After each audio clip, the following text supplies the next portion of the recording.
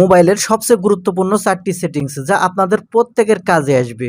যেমন এই সেটিংসটি যদি আপনারা করেন তাহলে আপনাদের ফোনের পাওয়ার বাটন জীবনেও নষ্ট হবে না। কারণ এখানে আপনারা স্ক্রিনের উপর শুধু টাচ করবেন, আপনাদের ফোনের লাইট একাই জ্বলবে, আবার আপনাদের ফোনের লাইট একাই বন্ধ হয়ে যাবে। তারপরে এখান থেকে যদি আপনারা এই সেটিংসটি করেন তাহলে আপনাদের ফোনের ভলিউম বাটন জীবনেও নষ্ট হবে না। আপনারা শুধু স্ক্রিনের উপর টাচ করার মাধ্যমে ভলিউম বাড়াইয়া নিতে পারবেন এবং ভলিউম কমাতে পারবেন।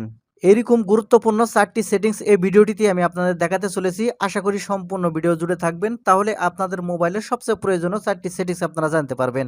এই সেটিংসগুলো আপনাদের প্রত্যেকের সব সময় কাজে আসবে এবং আপনাদের মোবাইলটি ভালোভাবে আপনারা ব্যবহার করতে পারবেন। তাহলে চলুন সম্পূর্ণ ভিডিওটি মনোযোগ সহকারে দেখতে থাকুন।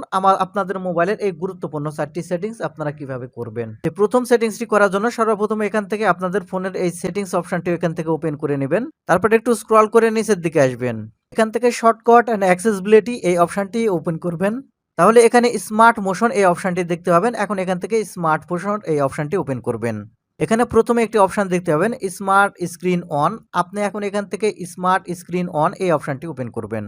তাহলে এখানে আপনারা দেখতে পাবেন রেজ টু ওয়াক আপ, এই ডান পাশে যে এনেবল বাটন আছে এটা অন করবেন। আর আপনারা এই অপশনটি অন করে দিলে যে কাজটি হবে, আপনার ফোন শুধু আপনি হাতে নেবেন, আপনার ফোন যদি কোনো জায়গায় থাকে সেখান থেকে শুধু হাতে নেবেন, দেখবেন যে আপনার ফোনটি আনলক হয়ে যাবে এবং স্ক্রিন অন হয়ে যাবে। এক্ষেত্রে আপনার পাওয়ার বাটনে কোনো কিছু ক্লিক করার প্রয়োজন হবে না এবং আপনার পাওয়ার বাটন কোনোদিনও নষ্ট হবে না। তারপরে এখানে আপনারা দেখতে পাবেন double tap to walk up, এই এনেবল বাটন যদি আপনারা অন করে রাখেন, অর্থাৎ এই অপশন যদি আপনারা অন করে রাখেন, আপনার স্ক্রিনের উপর আপনারা শুধু ডাবল ট্যাপ করবেন, আপনাদের স্ক্রিনের লাইট জ্বলবে। আপনার ফোনের পাওয়ার বাটন কখনোই নষ্ট হবে না, কারণ আপনার ফোনের স্ক্রিনের উপর টাচ করার সাথে সাথে এখান থেকে আপনার ফোনটি আনলক হয়ে যাবে এবং লাইট জ্বলবে। দ্বিতীয় সেটিংসটি করার জন্য এখান থেকে শর্টকাট অ্যান্ড অ্যাক্সেসিবিলিটি এই অপশনটি আবার ওপেন করবেন।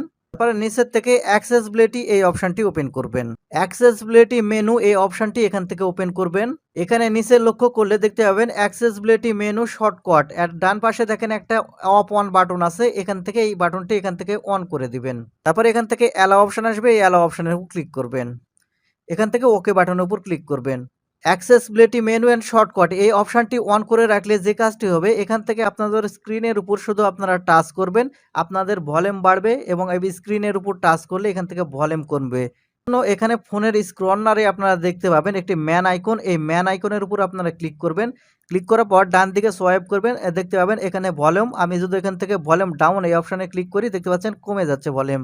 আর এখান থেকে ভলিউম আপ এই অপশনে যদি আমি ক্লিক করি, দেখতে পাচ্ছেন এখান থেকে ভলিউম কিন্তু বাড়তিছে। এক্ষেত্রে আপনার ফোনের ভলিউম বাটন নষ্ট হওয়ার কোনো সম্ভাবনাই থাকবে না, কারণ আপনারা স্ক্রিনের উপর টাচ করার মাধ্যমে আপনাদের ফোনের ভলিউম বাড়িয়ে নিতে পারবেন এবং কমাতে পারবেন। 3 নম্বর সেটিংস করার জন্য আপনাদের ফোনের এই সার্চ বারের উপর ক্লিক করবেন। উপরে থেকে এই ওয়ান লিখে সার্চ করবেন, করার পর এখান থেকে স্ক্রল করে একেবারে নিচে চলে আসবেন। তাহলে এখানে আপনারা দেখতে পাবেন ওয়ান হ্যান্ডেড, আপনি এখন এখান থেকে ওয়ান হ্যান্ডেড এই অপশনটি ওপেন করবেন।